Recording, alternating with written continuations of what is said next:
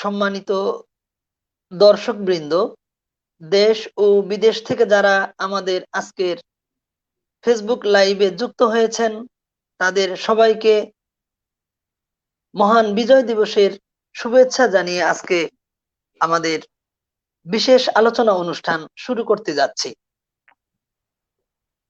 মহান বিজয় দিবস উপলক্ষে আজকের বিশেষ আলোচনা অনুষ্ঠান এর শিরোনাম হলো শৈশবে ৭১। আমাদের আজকের অতিথি ডাক্তার মোহাম্মদ সাদিকুল ইসলাম তালুকদার, যিনি মহান মুক্তিযুদ্ধের স্মৃতিচারণমূলক শৈশবে ৭১ গ্রন্থের রচয়িতা এবং সাবেক বিভাগীয় প্রধান প্যাথোলজি বিভাগ, ময়মনসিংহ মেডিকেল কলেজ। আজকে আলোচনা শুরুতেই মহান মুক্তিযুদ্ধে যে সকল শহীদ, ৩০ লক্ষ শহীদ, যাদের আত্মত্যাগের বিনিময়ে আমরা স্বাধীন সার্বভৌম লাল সবুজের পতাকা পেয়েছি, বাংলাদেশ নামক মানচিত্র পেয়েছি, তাদের প্রতি শ্রদ্ধা এবং যে সকল মানুষের অবদানের কারণে আজকে আমরা স্বাধীন ভূখণ্ড, স্বাধীন বাংলাদেশ পেয়েছি, তাদের প্রতি শ্রদ্ধাঞ্জলি জানিয়ে আমরা আজকের বিশেষ আলোচনা অনুষ্ঠান শৈশবে ৭১ অনুষ্ঠান শুরু করতে যাচ্ছি। স্যার, আপনাকে অনেক ধন্যবাদ আমাদের সাথে আলোচনায় যুক্ত হওয়ার জন্য। ধন্যবাদ। আলহামদুলিল্লাহ, সমস্ত প্রশংসা আল্লাহর জন্য। আজ মহান বিজয় দিবস, ১৬ই ডিসেম্বর। আজকের এই বিজয় দিবসের আলোচনা অনুষ্ঠানে শুরু করার আগে আমি প্রথমেই স্মরণ করছি সর্বকালের সর্বশ্রেষ্ঠ বাঙালি, স্বাধীন বাংলাদেশের স্থপতি, জাতির পিতা বঙ্গবন্ধু শেখ মুজিবুর রহমান, যার ডাকে সাড়া দিয়ে ১৯৭১ সনে মার্চ মাসে বাঙালি তথা মুক্তিযোদ্ধারা পশ্চিমা হানাদার বাহিনীর এগেইনস্টে ঝাঁপিয়ে পড়েছিল এবং ৯ মাস রক্তক্ষয়ী যুদ্ধের পর আমাদের এই বাংলাদেশ ১৬ তারিখের বিজয়ের মাধ্যমে আমরা স্বাধীনতা পেয়েছি। এই দিনে আমি সেই মহান মুক্তিযুদ্ধে যারা শহীদ হয়েছেন তাদের রুহের মাগফিরাত কামনা করি এবং যারা এই ৪৯ বছরের মধ্যে যারা যেসব মুক্তিযোদ্ধা ভাইয়েরা ইন্তেকাল করেছেন তাদের রুহের মাগফিরাত কামনা করি। আর সকল মুক্তিযোদ্ধাদের প্রতি আমার বিনম্র শ্রদ্ধা। মুক্তিযুদ্ধের সময় যে সমস্ত আমাদের মা বোনরা ইজ্জত দিয়েছেন তাদের প্রতি আমার, যারা নির্যাতিত হয়েছেন তাদের প্রতি আমার শ্রদ্ধা। আর এই দিবসে আলোচনা অনুষ্ঠানের জন্য আমার লাইভে শোনার জন্য যারা উপস্থিত হয়েছেন বা পরেও শুনবেন তাদের প্রতি আমার অগ্রিম শুভেচ্ছা। আর শেষে আমি শুভেচ্ছা জানাই, ধন্যবাদ জানাই এই অনুষ্ঠানের আয়োজক এবং সঞ্চালক আমাদের কাকরাজানি ইউনিয়নের কৃতি সন্তান গজারিয়া গড়বাড়ি গ্রামের এনামুলকে। সে আমাদের এই অনুষ্ঠান আয়োজন করার জন্য, এর আগেও সে কয়েকটি অনুষ্ঠান আয়োজন করেছে, তাকে ধন্যবাদ জানাই আমাকে এই আমন্ত্রণ জানানোর জন্য। তা আমি এনামুলকে বলবো যে আমি কি নিয়ে আজকে কথা বলতে পারি একটু হিন্ট দেওয়া। জি স্যার, জি ধন্যবাদ স্যার। স্যার, মহান মুক্তিযুদ্ধকে কেন্দ্র করে আমাদের অনেক লেখক ঐতিহাসিক মুক্তিযুদ্ধ কেন্দ্রিক অনেক বই লিখেছেন, অনেক চলচ্চিত্র নির্মিত হয়েছে। আমাদের স্বাধীন বাংলাদেশকে মুক্তিযুদ্ধ ছাড়া আমরা আসলে কল্পনা করতে পারি না। আমরা যারা এই প্রজন্মের মানুষ, আমরা মুক্তিযুদ্ধ দেখি নাই, মুক্তিযুদ্ধের বই, মুক্তিযুদ্ধের ইতিহাস, মুক্তিযুদ্ধ সম্পর্কিত আলোচনা শুনেই আমরা মুক্তিযুদ্ধকে আমাদের চোখে ধারণ করি, আমরা মনে হয় দেখি যে আমরা সেই রণাঙ্গনে রয়েছি। তেমনি আমরা জানি যে মুক্তিযুদ্ধের সময় আপনি পঞ্চম শ্রেণীর শিক্ষার্থী ছিলেন, মাত্র ক্লাস 5 এর শিক্ষার্থী ছিলেন। আপনি ওই সময়ে মুক্তিযুদ্ধকে স্বচক্ষে দেখেছেন। আপনার বেশ কিছু অনুভূতি এবং প্রত্যক্ষ ঘটনা নিয়ে আপনি একটি মুক্তিযুদ্ধের স্মৃতিচারণমূলক বই শৈশবে ৭১ নামক একটি বই আপনি রচনা করেছেন।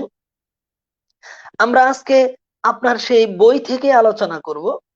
মহান মুক্তিযুদ্ধের ইতিহাসগুলো, আপনার চোখে দেখা ঘটনাগুলো আমরা আজকে লাইভে আলোচনা করব।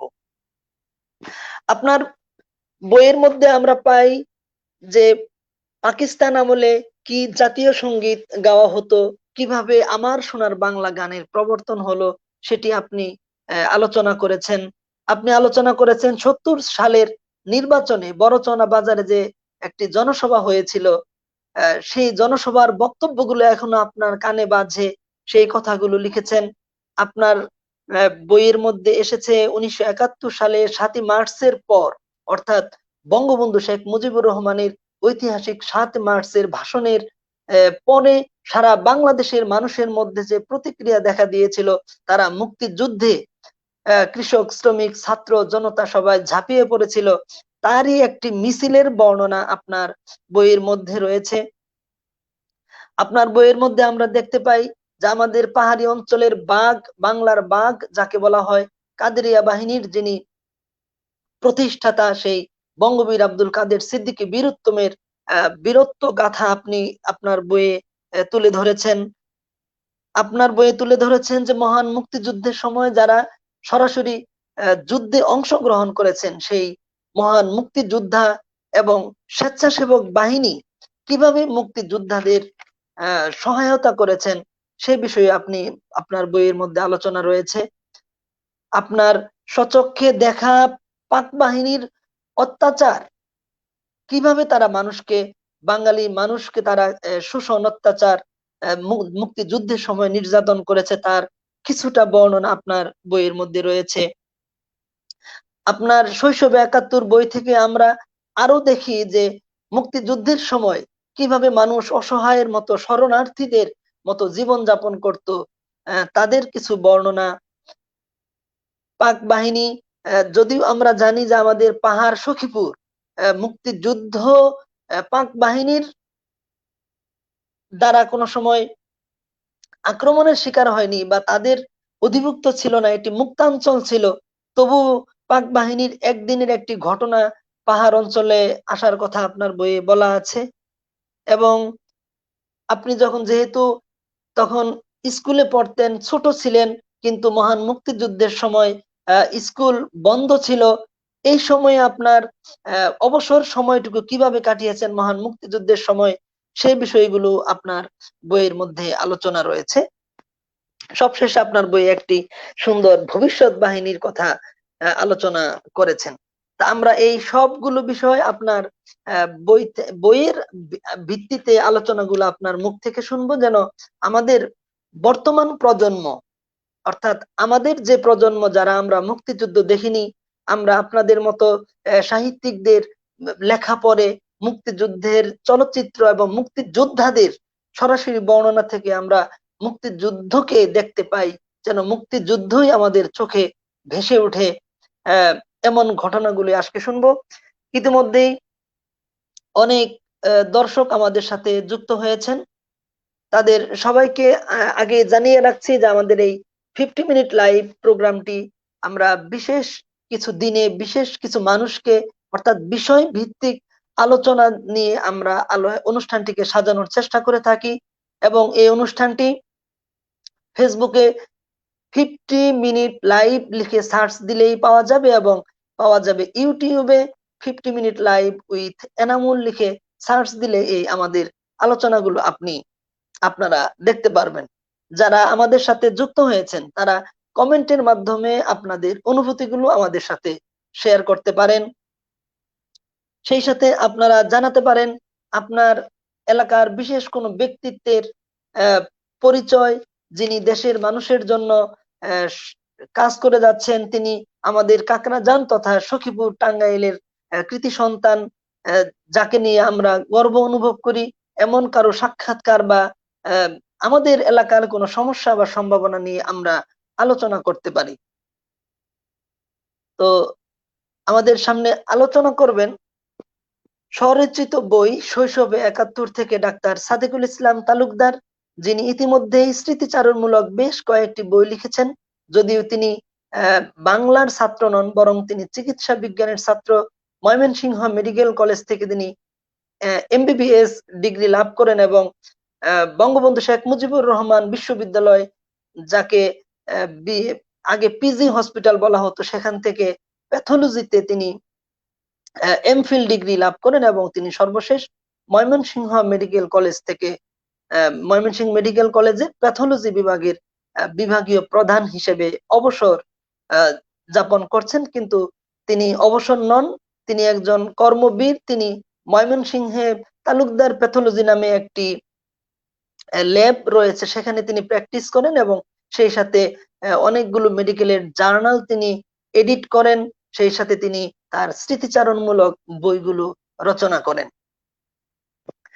প্রিয় দর্শকবৃন্দ, আপনারা যারা আমাদের সাথে যুক্ত হয়েছেন তাদেরকে আবারও ধন্যবাদ জানাই এবং আপনারা আপনাদের মতামতগুলো আমাদের সাথে কমেন্টের মাধ্যমে আমাদের সাথে আপনি যুক্ত হতে পারেন।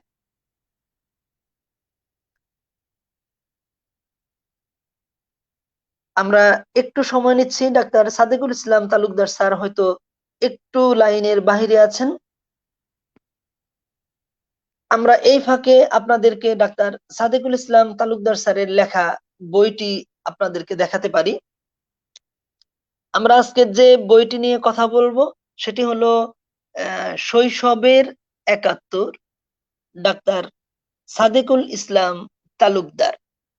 এই বইটি খুবই ছোট। এই বই সহ স্যারের স্মৃতিচারণমূলক আরো যে বইগুলো রয়েছে সেই বইগুলো বিশেষ করে আমাদের পাহাড়ি অঞ্চলের যে ঐতিহাসিক কিছু আঞ্চলিক ভাষা, আঞ্চলিক যে কিছু স্মৃতি রয়েছে সেগুলো এই বইগুলোতে স্যার খুব সুন্দরভাবে তুলে ধরেছেন। এই বইগুলো আপনারা দারাজ অ্যাপের মাধ্যমে অর্ডার করলে এগুলো পেতে পারেন। আমরা স্যারকে একটু লাইনে মনে হচ্ছে কোনো সমস্যা, এই জন্য স্যারকে একটু পাচ্ছি না আমরা। স্যারের বই থেকে যদি একটু আলোচনা করি, যে তিনি বলেছেন যে মহান মুক্তিযুদ্ধের সময় তিনি ৫ম শ্রেণীর ছাত্র ছিলেন। তিনি সেই বয়সেই গেরিলা যোদ্ধা, অর্থাৎ গেরিলা যোদ্ধা, মুক্তিযোদ্ধাদের তিনি দেখেছেন এবং তিনি মুক্তিযুদ্ধের গল্প তিনি শুনেছেন। সেই কথাগুলোই আমাদের প্রজন্মের মানুষের জন্য তিনি বইয়ে লিখে রেখেছেন, যেন আমরা এই বই থেকে শৈশবের ৭১ অর্থাৎ ৭১কে আমরা যেন দেখতে পারি। ধন্যবাদ। স্যার চলে এসেছেন। আমরা প্রথমে স্যারের কাছ থেকে শুনবো যে মুক্তিযুদ্ধের সময় আপনি মাত্র ৫ম শ্রেণীর ছাত্র ছিলেন।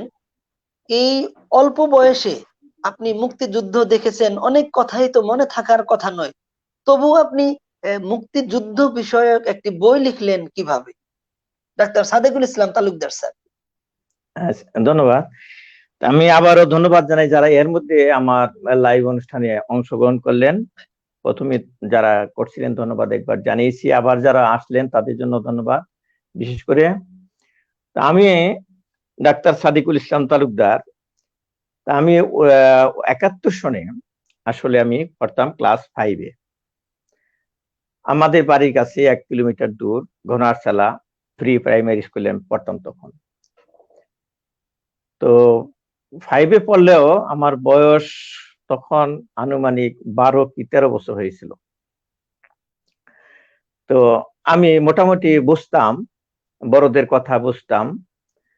তো আমি আমরা যে তার আগে একটা কথা বলছিলাম, আমাদের জাতীয় সঙ্গীত নিয়ে কথাটা উঠছে নাকি।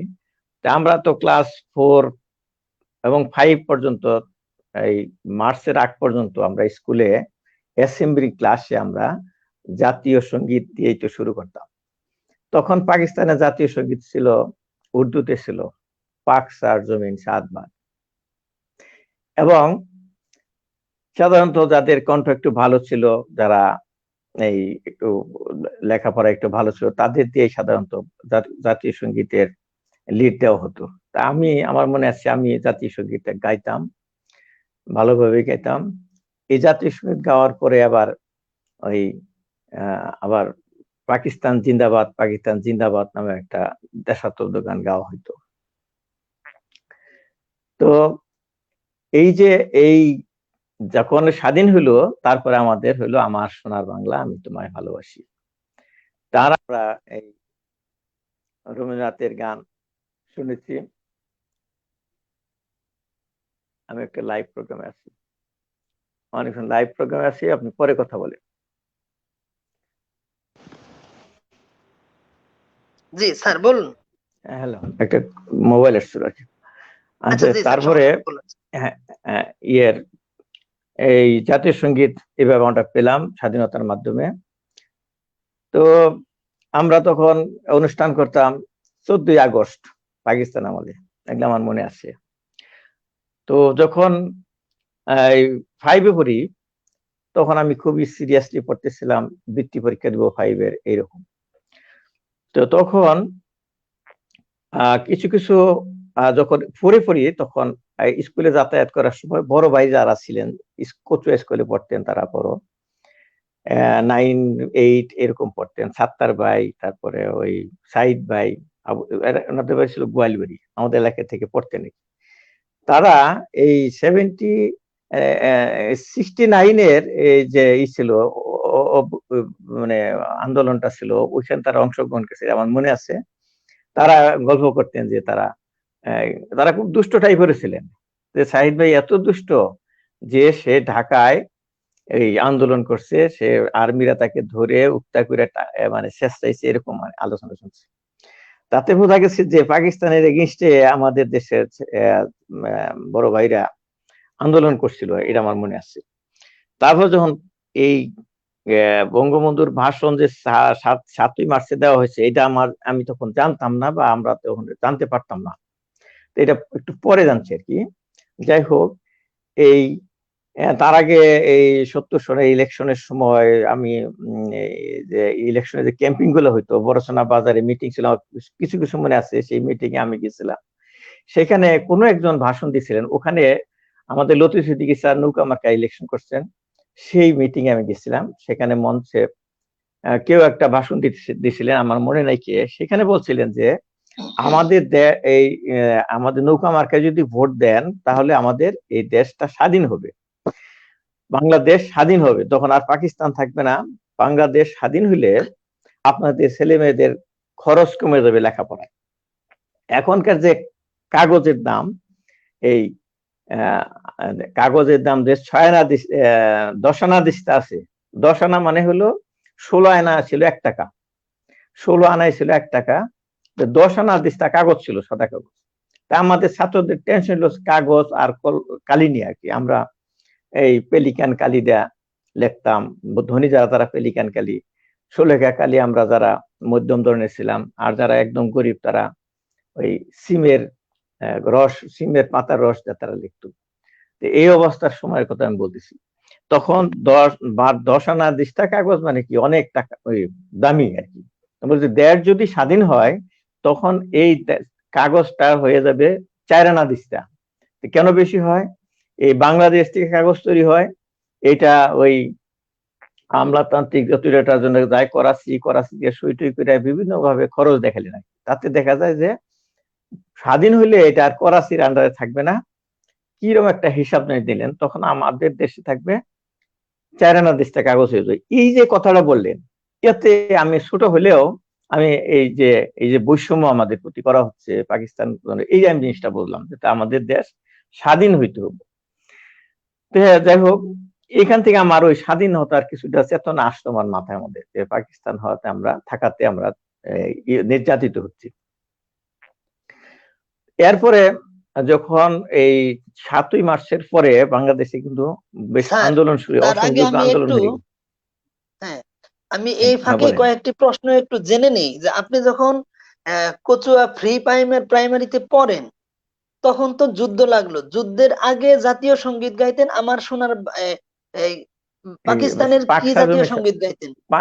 পাকসার জমি ৭ ভাগ, পাকসার জমি ও, ৭ ভাগ, এইটা ছিল। এটা আর তো এটা ছিল তেমন মনে নাই। এটা ছিল এটা ছিল জাতীয় সঙ্গীত, পাকসার শুধু জমি কি ৭ ভাগ। শুধু কি হ্যাঁ এইটুকুই এটা হতো ছিল। না আর বাংলায় কিছু হতো না? তারপর একটা হয়তো, ওটা জাতীয় সঙ্গীত না, ওটা হলো আসলে দেশাত্মবোধক গান, পাকিস্তান জিন্দাবাদ, পাকিস্তান জিন্দাবাদ, পাকিস্তান জিন্দাবাদ জিন্দাবাদ, ও পূর্ব আচ্ছা আচ্ছা, বাংলা এটা একটা গান। শ্যামলিময়। এটাকে জাতীয় সঙ্গীত বলা যাচ্ছে না, এটা হলো আসলে গান, দেশাত্মবোধক গান, তবে এটা গাওয়া হতো আর কি। দেশা আচ্ছা ওইটা আচ্ছা, বুঝতাম ভালো, কিন্তু ওই ৭ জি। ভাগ বুঝতাম না। আর তো এতক্ষণ যেটা আপনি বলছিলেন সেটা হলো যে বড়চৌনা বাজারে ৭০ সালের নির্বাচনের যে একটি জনসভা, সেই হ্যাঁ জনসভায় বক্তারা যে কথাগুলো বলছিলেন বৈষম্যের হ্যাঁ কথা, ওই সেই ওই কথাগুলো সময় আমার, বলছিলেন। হ্যাঁ ওই সময় আসলে মূলত পাকিস্তান যে ভালো না, এটা আমার জি মাথায় জি, ঢোকে। যে পাকিস্তান থাকার জন্য আমাদের কাগজের দাম বেশি, 10 আনা দেশটা, আর বাংলাদেশ হইলে 4 আনা দিতে হবে। এইখানে আমার, ওখান থেকে আমার এই চেতনাটা আসছে ছোটকালে। এটা নিয়ে বাবার জি, সাথে কথা বলছি, এটা নাকি স্বাধীন হইলে যদি হয় তাহলে নৌকা মার্কায় ভোট দিবে, বাবারে বলতেছি। বাবা হাসে, আচ্ছা আচ্ছা দিব। আচ্ছা তো আচ্ছা আচ্ছা, বাবা নৌকা মার্কায় ভোট দিত, ও সেটা আমি জানতাম এই কারণে যে লতিফ সিদ্দিকীর বাবা ছিলেন ঠান্ডু মুক্তার, আব্দুল আলী মুক্তার। এই ঠান্ডু জি, মুক্তারের ভক্ত ছিল আমাদের বাপ চাচা সবাই। হ্যাঁ, তো ওই ঠান্ডু মুক্তারের ছেলে হিসেবে যে ভোট দেবে আমি বুঝতাম আর কি। এটা আলোচনায় বুঝতাম আর তাদের। তারপরে এটা তো ভোট তো সবাই দিছি আমরা, কিন্তু আমি জি, এই যে কথাটা বলতেছি যে এই যে ঘটনাটা হলো, যে একটা বিরাট মিছিল আসলো, কচুয়া বাজার দিক থেকে আসলো, তখন একটা আমরা এখন যেটা পাকা রাস্তা আছে, এটা তখন সড়ক ছিল, গরুর গাড়ি রাস্তা ছিল। এই রাস্তা দিয়ে একটা বিরাট মিছিল আসতেছে, আমি দেখলাম, আমি স্কুল মাঠে ছিলাম। তো এই মিছিলের একটা, আমি তো আগে এরকম মিছিল দেখি নাই ছোটকালে। না, তো মিছিলটা লম্বা ছিল, মিছিলের সামনে দেখলাম হেলিয়া দুলিয়া আসতেছেন আমাদের একজন, উনি আসলে ছিলেন হামিদুল হক স্যার, কোচে স্কুলের টিচার ছিলেন, রাজনীতি করতেন, আওয়ামী লীগ করতেন উনি। উনি সবার মুরব্বী ছিলেন তখন, উনি হামিদুল হক স্যার ছিলেন। তো কিন্তু যিনি ছাত্র নেতা ছিলেন, তিনি একদম শুকনা, লম্বা চাপা প্যান্ট পরা, লম্বা চুল। তো উনি খুব স্টাইল করে এরকম মোচড় দিয়া যে আয়ুব শাহী গুন্ডাস শাহী, আর সবাই বলতেছে ধ্বংস হোক ধ্বংস হোক। আয়ুব শাহী গুন্ডা শাহী বলে যে উনি একটা ঘুরানি দেয়, উনি কিন্তু সোজাভাবে বলেন আচ্ছা না, আচ্ছা সুন্দর একটা আচ্ছা, ই করে। এটা আমার কাছে খুব আকর্ষণীয় হলো জিনিসটা। আর ওনার দেখতে খুব সুন্দর লাগতেছিল ওনাকে। ইনি হইলেন কি আমাদের ছাত্র নেতা ছিলেন তখন, এই শওকত মোমেন শাহজাহান, সখীপুরের কৃতি সন্তান, শ্রেষ্ঠ সন্তান, বীর মুক্তিযোদ্ধা। তিনি এমপি ছিলেন, আমাদের সবার প্রিয়। তো তখন আমি না ছিলেও আমার মাথায় ঢুকে গেছে ইনি একজন ভালো একজন নেতা আর কি। তো তারই নেতৃত্বে মিছিল হচ্ছে, আর লিড করতেছেন হামিদুল হক স্যার। আমি পরে তাদের চিনছি, তখন চিনি জি, নাই। কিন্তু এখন মিছিলটা আমার পাশ দিয়ে চলে যাচ্ছে, সবার হাতে একটা করে বাঁশের লাঠি, আর বলতেছে বাঁশের লাঠি তৈরি করো, বাংলাদেশ স্বাধীন করো, আইয়ুব মুনায়েম দুই ভাই এক দড়িতে ফাঁসি চাই, এই স্লোগান গুলো হচ্ছে। তাহলে আমার এই বাঁশের লাঠি নিয়ে যাইতে ইচ্ছা করলো, তা আমি আপাতত লাঠি ছাড়াই তাদের সাথে চলে গেলাম। ওরা যেদিকে যাচ্ছে সেদিকে, আসলে উত্তর দিকে যাচ্ছে, ওটা হলো বড়ছানা যাবে, বড়ছানা হাট ছিল বড়চনার দিকে, সেদিকে। হ্যাঁ। হ্যাঁ, বড়ছানার দিকে যাচ্ছে। তা আমিও তাদের সাথে ওই বাঁশের লাঠি তৈরি করো, বাংলাদেশ স্বাধীন করো, আইয়ুব মুনায়েম দুই ভাই এক দড়িতে ফাঁসি চাই, আহ এইগুলি, আইয়ুব শাহী গুন্ডার শাহী ধ্বংস হোক ধ্বংস হোক, এই স্লোগান দিতে দিতে আমি গেলাম। কিছু দূর গেলে পরে খুব সম্ভব, এখন যেটা আমি তখন তো চিন্তাম না, এখন হয়তো বেলতলি পর্যন্ত গেলে পরে আমার হাত খালি ছিল, কিন্তু সবার হাতে একটা করে বাঁশের লাঠি ছিল। তো আমি বাঁশের লাঠি পাবো, আমি একটা কারাল পাইলাম, দেখি যে ও বাড়ি বাড়ি একজনের কারাল, ওই যে এই ওই ধান ধানের নাড়া লাড়ার জন্য যে জিনিসটা বাঁশ দিয়ে তৈরি হয় কারাল, এই কারাল পাওয়াতে আমি কারাল দিয়ে হাতে নিলাম একজনের, একজনে হয়তো কাজ করার সময় রাখছিল, ওইটা হাতে নিয়ে কারাল নিয়ে আমি মিছিল করলাম, সারা বড়সড় হাটে প্রদক্ষিণ করলাম তার সবার সাথে, প্রদক্ষিণ করে তারপরে আইসা বসে এক সময় এই কারালিটা ফেলে দিছি রাস্তায়। তো আচ্ছা তারপরে স্যার, এই এই কারালের মিছিলটি, হ্যাঁ বলেন। আমি একটু বলি, এই মিছিলটি কি 1971 সালের 7ই মার্চ বঙ্গবন্ধু শেখ মুজিবুর রহমান সোহরাওয়ার্দী উদ্যানে যে ভাষণ দিলেন তার পরের ঘটনাগুলা কি বলতেছেন এখন, এই মিছিলের যে এইটা ঘটনাটা? তার এইটা তারপরে ঘটনা হবে এই কারণে যে আমি যে পরে ইতিহাস পড়ে যা জানলাম যে এই ভাষণের পরেই সবার যা যা আছে তা নিয়েই চাপাই পড়ে বলা হয়েছিল যে এই বাঁশের লাঠি নিয়ে তারা সবাই আগাইছিল আর কি। তার মানে এটা হলো সেটা যে হবে, হ্যাঁ হ্যাঁ, আপনি দেখেছেন যে যেহেতু আমি বঙ্গবন্ধু, মার্চের আগের ঘটনা, আর যেহেতু জি এটা 25 মার্চের আগের ঘটনা, 25 মার্চের প্রথম চলে আসছি আর স্কুলে জি জি যাইনি, আমি তখন স্কুলে ছিলাম, এই জন্য বলতেছি যে জি, এটা তার আগে মানে হবে। হলো যে সোহরাওয়ার্দী উদ্যানে জাতির জনক বঙ্গবন্ধু শেখ মুজিবুর রহমান যে স্বাধীনতার ডাক দিলেন, সেই ডাকের তারপরে ছোঁয়া বা ঢেউ, সেই ঢেউ ঢেউ একদম ঢেউ, প্রত্যন্ত অঞ্চল পর্যন্ত পৌঁছে গেল, এবং হ্যাঁ আপনিও হ্যাঁ সেখানে হ্যাঁ একটি কারাইল বা বাঁশের হ্যাঁ ওই করার জন্য হ্যাঁ, সেটা ওই নিয়ে আপনি শরিক হয়েছেন ওই ছোটবেলায়, একদমই কারাল ছোটবেলায়। কারালটা কিন্তু বাঁশের তৈরি, কারাল যেটা বাঁশের এটা কিন্তু তৈরি, জি বাঁশের তৈরি থাকে, কাজে আমারটা জি জি, যে কারাল ছিল এটা অনেকে জানে না, কিন্তু আমারটা ছিল কারাল। আমি কারাইল, হ্যাঁ, গল্পে লিখছি আমি কারাল নিয়ে মিছিলে গেলাম, এই কথা লেখা আছে। তো জি। কারাল হয়তো আর অন্য আপনি, এলাকায় মানুষ হ্যাঁ, না বুঝতে পারে। যে আপনি তো যেটা এই পরে যে বুঝতে এই পারছেন যিনি, কারালের কথা আরেকটা আছে, এটা আমি একটু পরের কথা বলি। যখন আচ্ছা যুদ্ধ জি, শুরু হয়ে গেছে তখন অনেকের মধ্যে একটা হতাশা যে এই এই সমস্ত পাকিস্তানিদের সাথে বাঙালিরা পারবে কিভাবে, নিরস্ত্র বাঙালিরা অল্প ওই কয়েকটা ছোটখাটো অস্ত্র দিয়ে পারবে কিভাবে। তা আমার এক চাচা, ওই আব্দুল হামিদ খসরু চাচা, উনি ক্ষেত নিরাইতেছে, আরেক চাচা রিয়াজউদ্দিন চাচা, ওই দুইজন উনি ওই ক্ষেতে আইলে বসে বসে আলাপ করতেছে, এই হতাশার কথা আলাপ করতেছে, কি করে এই বড় বড় অস্ত্রের সামনে তারা আমেরিকা তাদেরকে সাহায্য করতেছে, সেখানে কি করে তারা পারবে বুঝতেছি না, এরা তো যুদ্ধ করতেছে। তো বলতেছে যে এই বাঁশের লাঠি দিয়ে কি ওই অত বড় বড় অস্ত্র সামনে আগানো যাবে। আমি কিন্তু শুনতেছি দাঁড়িয়ে দিয়ে, আমি সবসময় বড়দের কথা শুনতাম, এটা আমার একটা স্পেশালিস্ট ছিল। অন্যান্য খেলার সাথী যারা ছিল তারা বড়দের কাজে যাইতো না, কিন্তু আমি বড়রা কি বলে এটা আমি বোঝার চেষ্টা করতাম। তখন আমার দিকে তাকাইয়া খরসু চাচা বলে কি, আমরা কাকু বলতাম, খরসু কাকু বলে কি, কয় যে আমার সাদেক কারাল নিয়ে গেছে মিছিলে। আমার কারাল যে দেখছে আমার বাড়ির মানুষে এটা আমি জানতাম না। তখন আচ্ছা, আমার দিকে তাকাই বলে এই সাদেক কারাল নিয়ে গেছে মিছিলে, কারাল যা দেশ মিছিলে স্বাধীন মিছিলে, করবো। তখন আমি লজ্জা জি পেয়ে সরে গেলাম আর কি, তার মানে বুঝা হয়েছে আমার জি কারাল দিকে ফেলছে আমার চাচাই। জি জি তো এই সেই জি, কারালের ইতিহাস।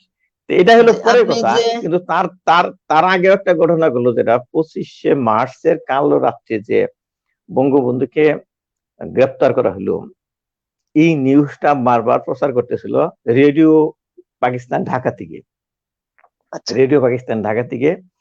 তো প্রত্যেকটা ধনী বাড়িতে একটা করে রেডিও থাকতো। তো আমাদের যে তখন যে বলেন স্কুলের কথা, এটা কিন্তু কচুয়া না, এটা হলো ঘনারসালা প্রাইমারি স্কুল, যেটাকে কালিয়া ও বলা হয়, হ্যাঁ স্যার, এই হ্যাঁ স্কুলে কালিয়া থাকতো। ঘনশ্যাল আছে, তো দুঃখিত, এই হ্যাঁ, স্কুল যে বাড়িতে, সেটা সম্ভ্রান্ত বাড়ি, এরা আফসার খলিফার বাড়ি করে বলতো।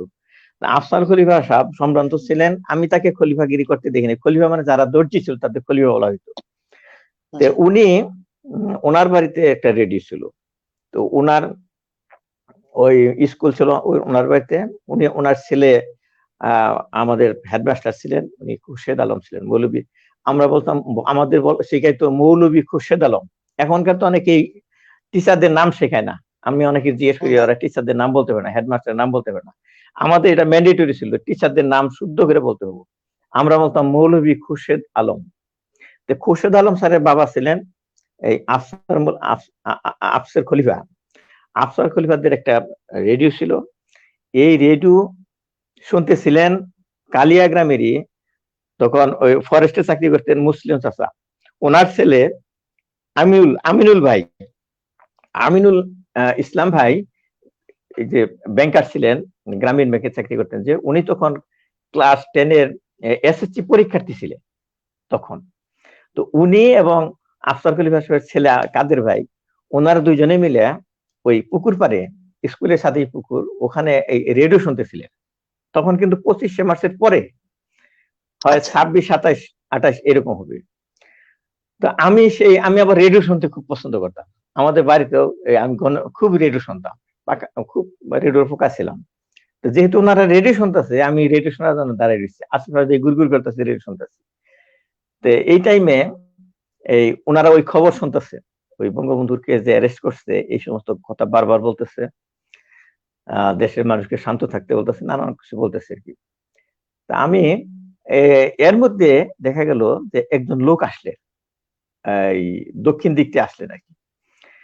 তো ইনি, তখন চিনতাম না, ইনি হলেন গিয়া ওকু কমান্ডার নামে পরিচিত ছিলেন। উনি আসলে ইপিআর এ চাকরি করতেন, ইপিআর এরই কমান্ডার ছিলেন।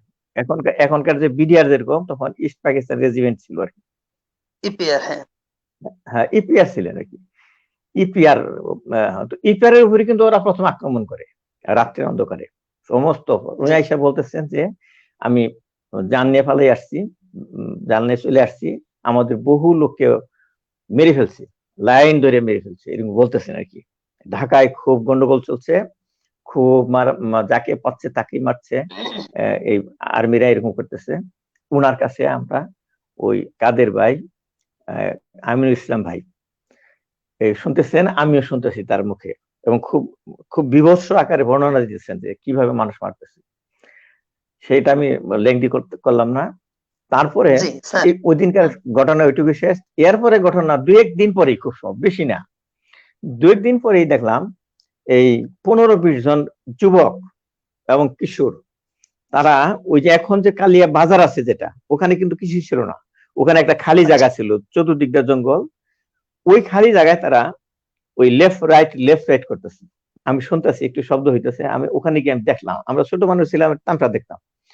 তো তারা, উনি বলতেছেন, এই ইয়াকুব আলী কমান্ডার, যাকে আমরা উকু কমান্ডার বলতাম, যে আমাদের যুদ্ধের জন্য প্রস্তুতি নিতে হবে, এখন থেকে প্রস্তুতি নিতে হবে, দেশের জন্য মুক্তিযুদ্ধ শুরু হয়ে যাবে। যে সে কথা কেউ বলতেছে না, যাবে, আমরা প্রস্তুত থাকবো, এই করতেছে। এই ঘটনা মনে আছে। এরপরে যে ঘটনাটা, সেটা হলো, আমি এটা কতদিন পরে ঠিক জানি না, যিনি কাদের সিদ্দিকী যেদিন প্রথম আমাদের এলাকায় আসলেন, সেই ঘটনাটা যেটা আপনি ছোট সোনার কথা বলতেছিলেন।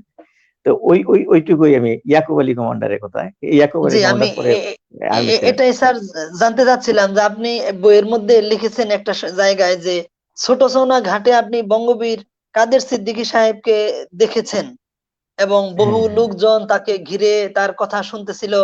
এই বিষয়টা যদি একটু বলতেন, যেটা আপনি যে ঘটনাগুলো প্রত্যক্ষ করেছেন, আমরা সেই কথাগুলো আমি নাম জানতাম লতিফ সিদ্দিকী স্যারের। লতিফ সিদ্দিকী স্যারের কিন্তু অনেক নাম ছিল তখন। লতিফ সিদ্দিকী স্যার তখন তো যুবক ছিলেন, আর অনেক মিটিং করছেন, সবাই লতিফ সিদ্দিকী। আর তার পোস্টার দেখছি লতিফ সিদ্দিকীর ছবি সহ, বঙ্গবন্ধুর যে হাত আঙ্গুল খাড়া করা ছবি, মনোনীত প্রার্থী বঙ্গবন্ধু শেখ মুজিবুর মনোনীত প্রার্থী। আমি বঙ্গবন্ধু কথাটা বুঝতাম না, অনেকের কাছে জিজ্ঞেস করছি বঙ্গবন্ধু মানে কি, বলতে পারে নাই।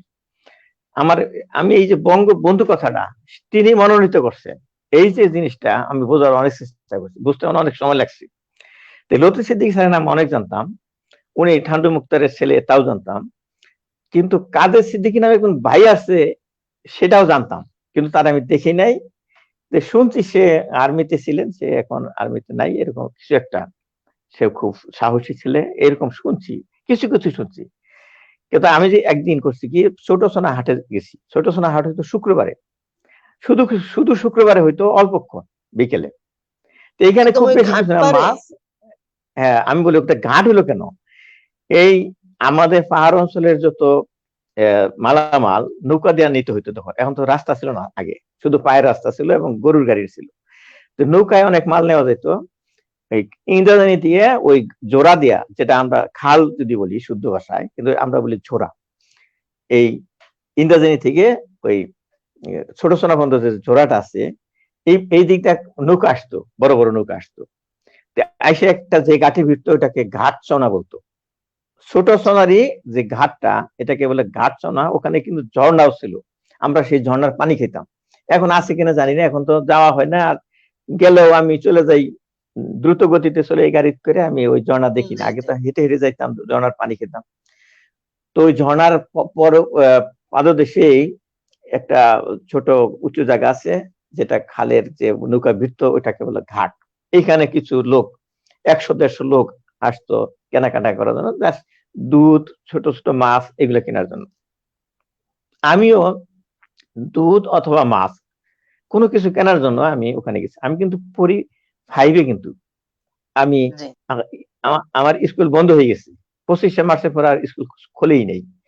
তা আমি মাছের জন্য অথবা দুধের জন্য আসছি, খেয়াল নাই আর কি এতদিন পরে। এটা তো সেই 50 বছর আগের কথা। জি তো জি এই হঠাৎ করে দেখি সব মানুষ একদিকে যাচ্ছে, ওই কাদের সিদ্দিকে গেছে, কাদের সিদ্দিকে গেছে এই কথা বলতেছে। তো আচ্ছা মানুষের অভ্যাস হলো যেদিকে যায় সেদিকে সবাই হুড়মুড়ি যায়, তা আমিও গেলাম। গিয়ে দেখি খুব সহজ জিনিস, সবার মাথার উপর একটা মাথা দেখা যাচ্ছে, ঝাঁকড়া চুল, কিন্তু চুলের মধ্যে ধুলাবালি, এই খোঁচা খোঁচা দাড়ি হয়েছে আর কি। দাড়িটা কয়েকদিন যাবৎ শেভ করে না, এটা বোঝা যাচ্ছে, দাড়ি মোষ। আর ওনার চেহারাও বেশ ছিল, ফর্সা চেহারা। তো এই উচ্চতার ছেলে ওখানে কেউ নাই আমাদের, তো ওনাকে দেখা যাচ্ছে। আর ওনার পিঠের দিকে কিছু একটা ঝুলে আছে, সেটা ওই ছিদ্র ছিদ্র ধরার মতো একটা আছে। তো ওটার পরে নাম সেটা LMG, light machine gun. Light machine gun Kader Siddiqui দাঁড়াই আছে, মৃদু মৃদু কথা বলতেছে, একটু মুস্কি হাসতেছে, আর এক একজন এক একটা বলতেছে, কাদের ভাই করতে গাইলেন এরকম। হামিদ ভাই নামে একজন ছোট সোনার বড় ভাই আছে আমাদের, উনি এখন ঢাকায় সেটেল হয়ে গেছে, বাড়িতে বেশি আসে না উনি। তো ওনারা ছিলেন ওনাদের বয়সের, তারা চিনে। তারপরে ওই আরো কয়েকটা ভাই ছিলেন ওখানে, এই মুহূর্তে সবার নাম বলতে পারতেছি না, তারা বলতেছে, আরে কাদের ভাই আসছেন, কাদের, মানে সবাই ওই আগে আগে আসতেছে শুনে। হ্যাঁ কাদের ভাই কোথা থেকে আসলেন, কোথা থেকে আসলেন, কাদের কাদের সিদ্দিকী তখন খুব বেশি কথা বলতেছে না। তো এক সময় যখন সবাই কথা বললো, সবাই আসলো, তখন উনি বললেন, আমি ছিলাম কালীহাতিরে, ওরা আসলো, আমি একটু পিছালাম, ওই কি একটা জায়গার নাম বললো এখন, ওই যে চামুইরা মনে হয়, ওই কালীহাতির কাছে যে গ্রামটা, ওইটার কথা বললো, ওখানের ব্রিজের নিচ থেকে আমি ওদেরকে 3টা গুলি করছি। আচ্ছা ওরা তো বৃষ্টির মতো গুলি করলো, আমি গড়াই গড়াই আমি পিছিয়ে এসে পড়ছি। ওরা তো মনে করছে আমরা অনেক, ওর পরে যে কতগুলি ওরা করতেছে। তো একজনে বললো, কাদের ভাই আপনি তো মরে যেতেন, এখানে এখানে এত কাছাকাছি ছিলেন কিভাবে? কাদের মরে না রে, কাদের মরবে না, এইভাবে স্টাইল করে কথা বলতেছে বীরের মতো। মানে আপনি আমার ওই এটা এখনো বৈঠকে ছিলেন? বৈঠক না, এটা দাঁড়াই আছি, মানে সবাই দাঁড়ায় দাঁড়িয়ে আছে, আছেন, এটা হ্যাঁ হাট তো। হ্যাঁ, ওটা হাট থাকলে ওখানে কোনো ঘর নাই, খোলামেলা। জি জি জি একটা হয়তো স্যার। ছোট গাছ ছিল। হ্যাঁ, আচ্ছা এই যে আমরা কাদের মরে না রে, হ্যাঁ, এই যে এইটুকু আমি তাকে প্রথম দেখলাম। এরপরেই, কাদের ভাই আপনি ক্ষুধা লাগছে, আপনি খাইতে হবে, চলেন যাই, এই বলে তাড়াতাড়ি করে তারা ওই ছোট সোনার যে ওই ঘাটের পারে যে সমস্ত বাড়ি আছে, তো শুনছি এটা সালাম ভাইদের বাড়িতে তারা গেছিলেন আর কি, আমি শুনছি। তো আমি দেখলাম তারা সবার সাথে চলে গেলেন, 6-7 জন যুবকের সাথে কাদের সিদ্দিকী ওইদিকে চলে গেলেন, আমি হাঁটিছিলাম। তো এইটুকু হলো আমার আচ্ছা কাদের আচ্ছা সিদ্দিকীকে যুদ্ধের কাদের সময় দেখা। সিদ্দিকী নিয়ে একটা দেখা, জি। আপনার একটা মজার ঘটনা আপনার এই বইয়ের মধ্যে আছে যে আমরা আসলে ছোটবেলায় যখন ওই প্রাইমারি স্কুলে পড়তাম, বিভিন্ন ছবি ঘরের মধ্যে টানায়া রাখতাম, বিভিন্ন নায়ক নায়িকা বা বিভিন্নদের। তা আপনার ঘরেও হয়তো এরকম ছিল। তো একটা ছবি আপনি টানিয়ে রাখছেন, কিন্তু কার ছবি টানিয়েছিলেন সেটা আপনি জানতেন না। মজার একটা ঘটনা আপনার বইয়ের মধ্যে আছে, এটা যদি এটা আচ্ছা, সংক্ষেপে বলেন। আচ্ছা, এটা একটা কিছুটা মজারই। এটা হলো আমি ওই খুব সম্ভব জিতাশুরি বা কোথাও দিয়ে আসতেছিলাম আর কি, ওখানে এই হালট বলে যে গরুর গাড়ি যাওয়ার হালট, জি জি এই হালটের মধ্যে একটা উম পড়ে আছে আসলে। ওটা ছিল একটা এই ক্যালেন্ডার আসলে, ওটা আসলে ও ক্যালেন্ডার। ক্যালেন্ডার, জি তো জি ক্যালেন্ডারের উপরের অংশে একটা ছবি থাকে না, নিচের জি অংশে তারিখ থাকে। তো এই ক্যালেন্ডারটা তৈরি হয়েছিল একজন জাদ্রেল আর্মির ছবি দেয়া। তে এত বড় একটা সুন্দর চেহারা, স্বাস্থ্যবান লোক, হ্যাঁ, জাদ্রেল, জি এটা পড়ে রয়েছে কিনা এরকম এই রাস্তার মধ্যে। আমি শুধু এটা না, আমি যদি কোনো কাগজ পেতাম কোথাও, আমি কাগজকে খুব সম্মান করতাম, কাগজটা উঠাইতাম, উঠাইয়া ঝাইরা পড়তাম ওটাকে, যে কোনো কাগজ হোক, ওর মধ্যে কি আছে আমি পড়তাম। আমি কিন্তু ছোটকালে এই পড়াশোনা শুরু করার আগেই সোভিয়েত ইউনিয়ন সম্বন্ধে ধারণা হয়েছিল। ওই যে ওই ঠোঙ্গার মধ্যে লেখা থাকতো সোভিয়েত ইউনিয়ন সম্বন্ধে, বিভিন্ন দেশ জি সম্বন্ধে আমার জানা হয়ে গেছিল, ওগুলা পড়তাম আর কি। ওইটাকে আমি খুব সম্মানের সাথে, যে এত সুন্দর এটা পড়ে রয়েছে এখানে, আমি উঠাইয়া নিয়ে আসলাম। তো দেখলাম যে ওটা একটা আংটি আছে, ওটা আমি টাঙ্গাই রাখলাম। আমার যে পড়ার ঘর আছে, পড়ার ঘর না তো রুম আর কি, বেড়াদর রুম, ওখানে আমি পড়তাম। তো এইটা এটা যে ছিল, এই আইয়ুব খানের ছবি ছিল। আইয়ুব খানকে আমি দেখি নাই, আমি জানতাম না আসলে এটা ছিল আইয়ুব খানের। কিন্তু আমার যে ভাবির ইমিডিয়েট বড় ভাই, সে এইটে পড়তো, তার নাম খলিলুর রহমান, ঘুনারসালা বাড়ি। উনি ব্যাংকে চাকরি করতেন, দিকে ওনাকে ব্যাংকার খলিল নামে পরিচিত। তো উনি রিটায়ার্ড হয়েছে এখন। তো উনি একদিন একটা, তখন যুদ্ধ কিন্তু শুরু হয়ে গেছে, কাদের সিদ্দিকী মুক্তিযুদ্ধ মানে যোদ্ধা তার বাহিনী গঠন করলেন, সেটা অনেক কাহিনী। এটা হয়ে গেছে, আমরা শুনতেছি যে অনেক যুবক যোগদান করতেছে। উনি ওখান থেকে বড়সন আসেন, বড়সন এসে ইদ্রিস কমান্ডার, উনি আমার মামা হন, চাচির ভাই আর কি।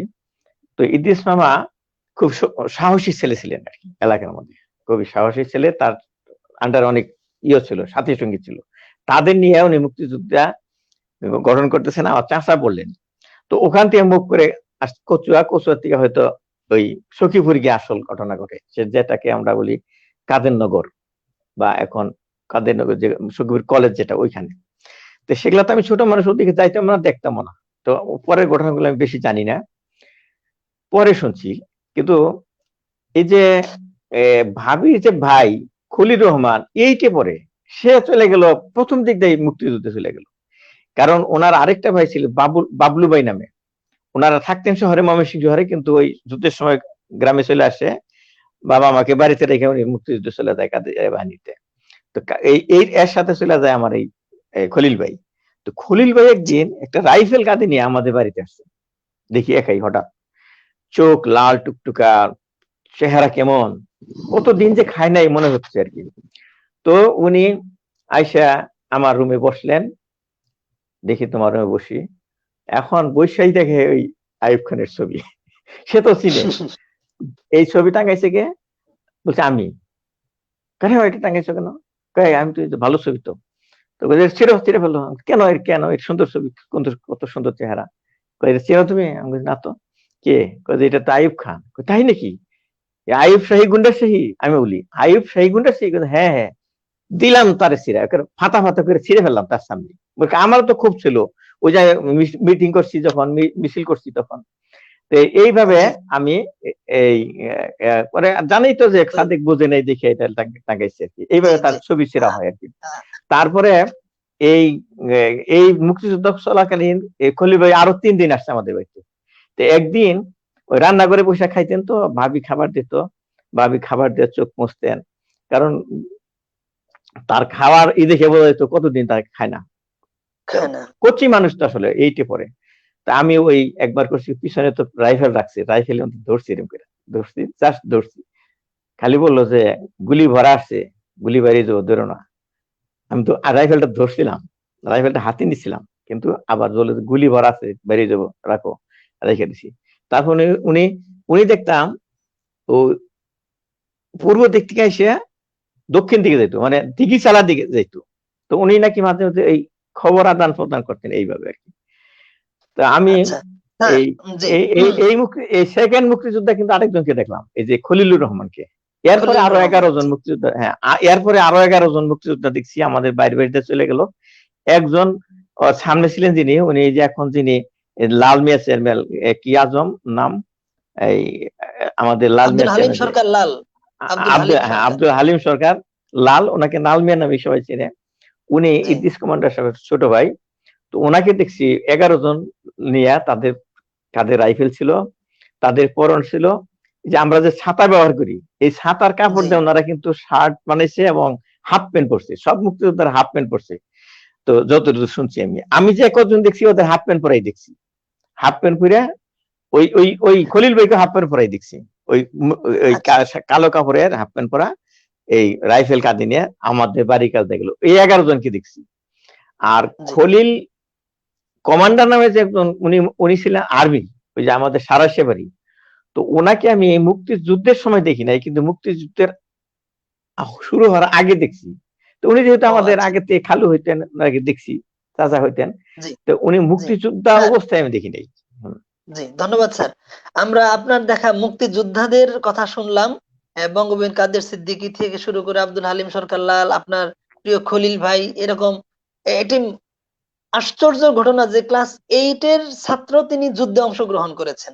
এটা আমাদের হ্যাঁ, ইনি বর্তমান গত প্রজন্ম যারা, পরশুদিন, গত পরশুদিন আমার চেম্বারে আসছিলেন অসুস্থ। তা আমি তাকে এই যে শৈশবের 71 বইটা দিছি, কিন্তু এর আগেই ওই ওই ওনার যে গল্পটা, আমার দেখা মুক্তিযোদ্ধা, ওইটা পাণ্ডুলিপিটা ওনাকে পড়তে দিয়েছিলাম, কয়েক মাস আগে আচ্ছা আচ্ছা আসছিলেন। জি জি জি দিয়ে আমি জি ওনার মুখের দিকে তাকাইছিলাম, আমি দেখি কি ওনার অনুভূতিটা কি হয়। আমি দেখলাম ওনার চোখ দিয়ে গড়াই করে পানি পড়তেছেন।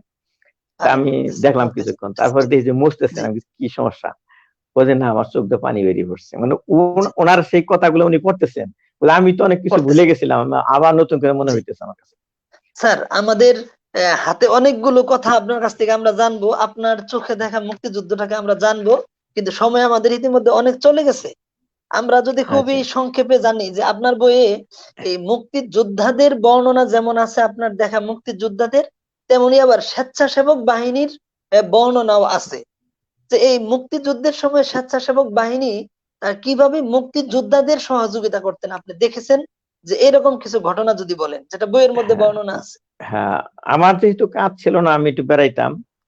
তো এখন তো কত যোগাযোগের ব্যবস্থা আছে, তখন এই যোগাযোগের ব্যবস্থা ছিল না, তারপরেও অনেক খবর আমরা পেয়ে যেতাম, কোথায় কি আচ্ছা হইতেছে বুঝতে পারতাম। তা আমি দেখছি 2টা বাহিনী ছিল আমাদের এলাকায়, এই স্বেচ্ছাসেবক বাহিনী ছিল 2টা। একটা ছিল কালিয়ার, মানে গোনারসালার যে তিনি হয়তো তখন ডিগ্রি পরীক্ষার্থী বা পাশ করছেন এরকম, বাড়ি স্যার, আমরা তখন ভাই বলতাম, বাড়ি ভাই।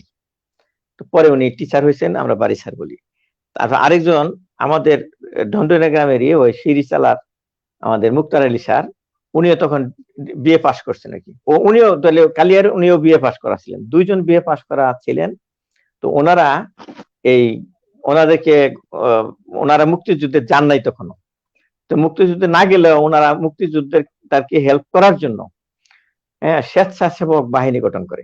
সেখানে যারা মুক্তিযুদ্ধে যায় না, যে সমস্ত যুবক, তো আমি হয়তো তারা এমন হইতে পারে তাদের সাহসী কম ছিল, বা সবার তো সবসময় মানে অত সাহসী হয় না, এরকম থাকতে পারে। কিন্তু তারা কম ছিল না, তারা মুক্তিযোদ্ধাকে হেল্প করতো, আমি আমি যত দেখছি শুনছি। এবং তারা বিচার করতেন। আমি 2টা বিচার দেখছি তাদের, একটা ঘড়ি চুরি বিচার, আরেকটা কোনো পারিবারিক কি একটা গন্ডগোলের বিচার। তে এই জন্য মুক্তিযুদ্ধের সময় আমাদের এলাকায় কোনো অন্যায় হইতে পারতো না, কোন রকম অন্যায় হইতে পারতো না।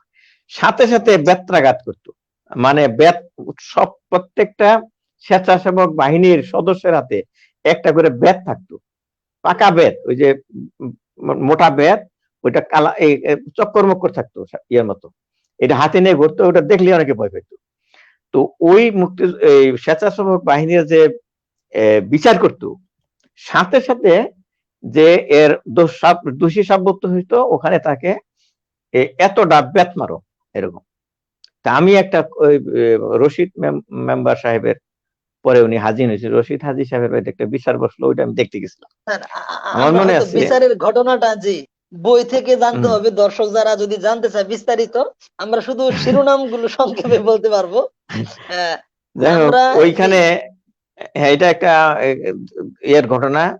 আচ্ছা, ওটা আমি দরকার হলে আজকে রাখলাম, অন্য কোনো থাকলে বলেন। জি তো জি বিচারটা তবে দেখছি, আমরা একটা 2টা ঘটনা বিচার দেখছি। দেখেছি যে যে স্বেচ্ছাসেবকরা মুক্তিযোদ্ধাদের যে এরকম সহায়তা করতেন, তেমনি আবার আপনার বইয়ে লেখা দেখি যে যাদের ধান মানে ঘরে উঠে নাই আর ইয়েস, যাদের উঠে গেছে তাদের কাছ হ্যাঁ, থেকে আবার এই এটা আমি এটা আমি নিজে দেখছি। আমার আমার তাওর দান আগেই পাকলেন আর কি। আচ্ছা আচ্ছা শব্দর মুন্সি আমার তাওই ছিলেন, ওই ইয়ের বাবা, ওই খলিল রহমান বাবা কিন্তু ওনার আচ্ছা ধান আচ্ছা পেকেছে, আমি ওখানে গেছি, ধান পেকেছে দেখি ধান কেটে নিতেছে। কি করতেছেন যে ওই স্বেচ্ছাসেবক বাহিনী ওখানে দাঁড়িয়ে আছে, তদারকি করতেছে, এই 5 কেজি অমুকের দাও, ওই 5 কেজি অমুকের দাও, এরকম করে যাদের যাদের ঘরে খাবার নাই তাদেরকে ওই পাকা ধান দিতেছে, আবার লিখে রাখতেছে এইটা তাদের ধান পাকার পরেই তারা ফেরত দিব। তাহলে এইটা কিন্তু সরকার নাই দেশে, দেশে কিন্তু কোনো সরকার নাই, কিন্তু এই হুম এই যে শ্রেষ্ঠ সরকার হলি এরা তখন। হ্যাঁ, এটা জি দেশ পাকিস্তানের আন্ডারে না, এটা আমাদের সখীপুর আমি বলি প্রথম দিন থেকে মুক্ত ছিল আমাদের সখীপুর। আমি যেটা বলি আমাদের আমাদের বিজয় প্রথম দিকে ছিল, মানে এটা কারো আন্ডারে ছিল না আমাদের সরকার। আন্ডারে ওই ছিল না জি এই যে 500 টাকার নোট কিন্তু বাতিল করে দিয়েছে সরকার, কিন্তু আমাদের এলাকায় চলতো এটা, এটা কাদের ও সিদ্দিকী নির্দেশে চলতো এরকম সবকিছুই। যে আসলে মূলত ওই সময় পাকিস্তানি শাসকদের মানে নির্দেশ অকার্যকর ছিল, জাতির জনক বঙ্গবন্ধু শেখ মুজিবুর রহমানের নির্দেশেই সারা দেশ হ্যাঁ, প্রশাসনিক ভাবে হ্যাঁ, না, চালিত হতো। বঙ্গবন্ধু তো তখন নির্দেশ দিয়ে গেছেন জি জি অ্যারেস্ট হওয়ার আগেই। অ্যারেস্ট জি হওয়ার জি সময় তো কোনো নির্দেশ দিতে পারে নাই, কিন্তু আগেই তো সব বলে গেছেন। তো জি সেইভাবেই স্যার যেহেতু কাদের সিদ্দিকী আমাদের এলাকার ছিলেন, তার কাদেরিয়া বাহিনী ছিল, তিনি আমাদের এলাকার যে মুক্তিযোদ্ধা ভাইরা ছিলেন, স্বেচ্ছাসেবক ভাইরা ছিলেন, তাদের এ পালন করছে নির্দেশ যে এরকম স্বেচ্ছাসেবক বাহিনীরা তারা মুক্তিযোদ্ধাকে খাবারের ব্যবস্থা করবে। খাইতে তো হবে, না খেলে কি হবে, না খেলে খাওয়ার হবে ব্যবস্থা না। জি করছে তাদেরকে, মুক্তিযোদ্ধা ভাইদের খাবারের ব্যবস্থা, কে একটা খাসি দিবে, কে চাউল দিবে, কার বাড়িতে খাবে কবে, এরকম লিস্ট করতেন। আর এই যে যে সমস্ত ভাইদের খাদ্য এখনো পাকে নাই, ধান পাকে নাই, তাদের দিয়ে দিতেন এরকম, বা কেউ বিপদে হলে তাকে সাহায্য করতেন। আর অন্যায় কেউ করতেই পারতো না, অন্যায় করলে সাথে সাথে বেত মারতেন। অন্যায় প্রতিহত এইগুলো ছিল। করতেন। জি হ্যাঁ, হ্যাঁ। জি তারপরে এই স্যার সমস্ত স্বেচ্ছাসেবক লীগের মধ্যে অনেকেই কিন্তু পরে মুক্তিযোদ্ধা হয়েছেন, শেষের দিকে অনেকে মানে পরে মুক্তিযুদ্ধের দিকে আছেন আর কি। যুক্ত হয়ে গেছেন। জি হ্যাঁ, হ্যাঁ। জি কাজে আমি স্যার বলতে পারবো না যে আমি যে বললাম যে মুক্তার আলী স্যার স্বেচ্ছাসেবক, কিন্তু পরে শুনছি উনি আবার মুক্তিযুদ্ধে গেছেন, উনি মুক্তিযুদ্ধে গেছেন। মুক্তিযোদ্ধা। জি হ্যাঁ, জি অনেকে এরকম স্যার মুক্তিযোদ্ধা হয়েছেন। আমরা জানি যে আসলে পাক বাহিনী বাংলাদেশের মানুষের উপরে অবর্ণনীয় নির্যাতন করেছে। আপনার বইয়েও সংক্ষেপে আপনার দেখা নির্যাতনের কথাগুলো বলা হয়েছে। এই পাক বাহিনী যে অত্যাচার যে করেছে, তাদের হুম, অত্যাচারের কিছু নমুনা আপনি যেটা দেখেছেন বা কাছ থেকে শুনেছেন, সেগুলো যদি সংক্ষেপে একটু বলতেন। এই যে আসলে আমাদের গ্রামে কিন্তু পাক বাহিনী আসে নাই, আসে এটা নাই ছিল আচ্ছা নিরাপদ জায়গা, এখানে জি তারা আসতে সাহস পেত না।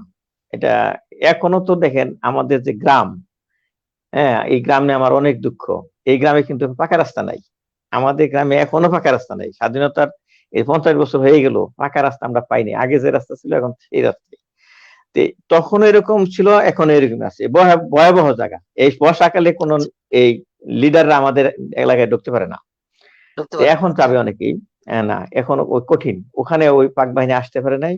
আর তাছাড়া ওই মুক্তিযোদ্ধারা তো আসলেই তো ওদেরকে আহ, আহ, পাকড়া করে ফেলতো, কাজে ওরা সাহস পায়নি। জি তো এই টাইমে যে টাঙ্গাইল থেকে যারা শরণার্থী হয়ে আসছিল আমাদের এলাকায়, তারা টাকা পয়সার লোক ছিল, তারা টাকা পয়সা নিয়ে আসছিল, তারা আমাদের এলাকায় বিভিন্ন ঘরে ঘরে তারা থাকতো।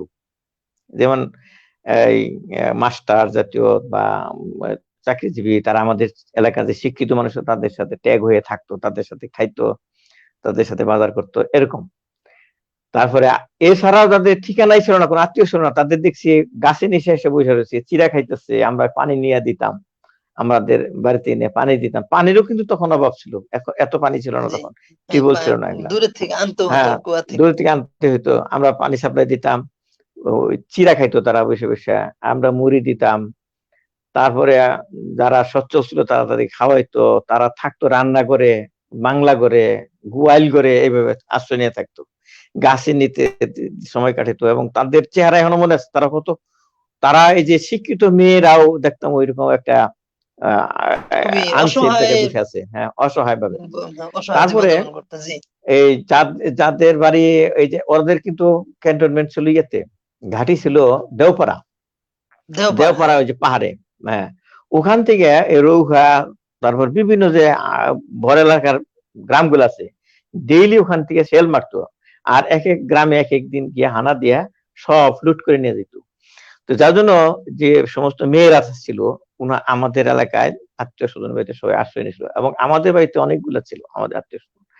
তাদের যে মেয়েদের কাছে আমি অনেক কথা শুনছি, যেভাবে বর্ণনা দিছে, হ্যাঁ, এখন ভয়াবহ অবস্থা। এবং কে হইলো হয়তো এখন অনেকে জানে না কে আর্মিদের দ্বারা নির্যাতিত হয়েছে, হয়তো জানে নির্যাতন না, হয়েছে। আছে এরকম, আছে, তারা হয়তো লজ্জায় বলে নাই, কিন্তু আমি কিছু কিছু শুনছি এরকম, যে অমুকে তো এরকম করে ধরে ফেললো, তারা এই ঘটনা এরকম।